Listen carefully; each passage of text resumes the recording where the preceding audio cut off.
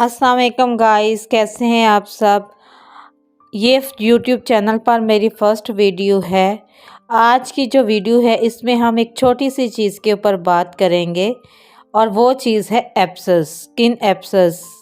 ये ज़्यादातर स्किन के ऊपर वाले हिस्से पर होते हैं और कभी कभी ये स्किन के अंदर भी हो जाते हैं, जैसे जिगर पर हो सकते हैं, किडनी पर हो सकते हैं। जिगर पर हो जाए तो ये लिवर एब्सेस हो जाते हैं, किडनी के अंदर भी एब्सेस बन जाते हैं।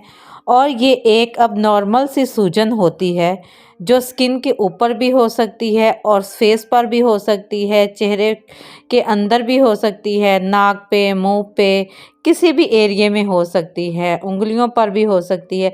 ये जिस्म के किसी भी हिस्से पर हो सकती है।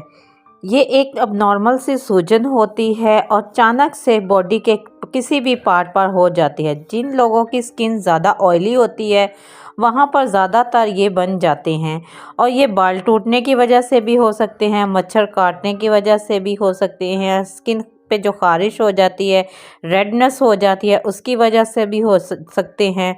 और हेपेटाइटिस, डायबिटिक और कीमोथेरेपी की वजह से, क्योंकि इम्यूनिटी लेवल जो होता है बहुत कम हो जाता है, जिसकी वजह से एब्सेस बन जाते हैं। क्योंकि किसी भी बीमारी के साथ लड़ने के लिए इम्यूनिटी बहुत ज़्यादा ज़रूरी होती है और जिसकी वजह से ये एब्सेस बन जाते हैं इम्यूनिटी ना होने की वजह से।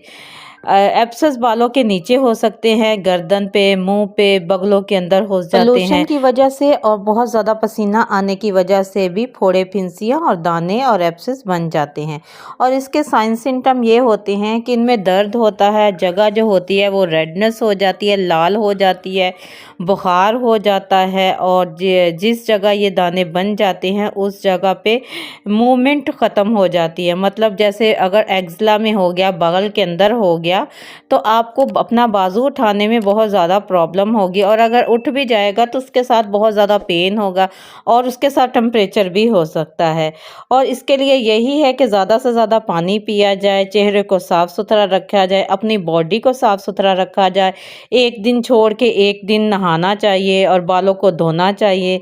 और इसके बावजूद भी अगर ये ठीक ना हो तो आपको डॉक्टर को दिखाना चाहिए। हो सकता है इस पे कट वगैरह लगा के वो इसका जो अंदर का पस वगैरह है वो निकाल दें और इससे वो ठीक हो जाए। इसके साथ वो हैवी एंटीबायोटिक्स दे सकते हैं जिसकी वजह से आपको बुखार भी हो सकता है। तो कोशिश करनी चाहिए कि आपको जो एंटीबायोटिक या मेडिसिन डॉक्टर रिकमेंड कर रहे हैं वो अच्छे से आप यूज़ करें, ताकि जो भी आपके दाने हैं, फोड़े हैं, फिंसियाँ हैं, एब्सेस हैं वो ठीक हो जाए। तो इन सब बातों को आप ख्याल रख के अपने एब्सेस को ठीक कर सकते हैं। तो गाइज़ ये मेरी फर्स्ट वीडियो थी यूट्यूब चैनल पर। उम्मीद है आपको मेरी वीडियो अच्छी लगी होगी। तो प्लीज़ मुझे आपकी सपोर्ट की बहुत ज़्यादा ज़रूरत है। प्लीज़ मुझे सपोर्ट कीजिएगा और मेरे चैनल को सब्सक्राइब कीजिएगा। थोड़ी सी भी अच्छी लगी हो तो प्लीज़ सब्सक्राइब।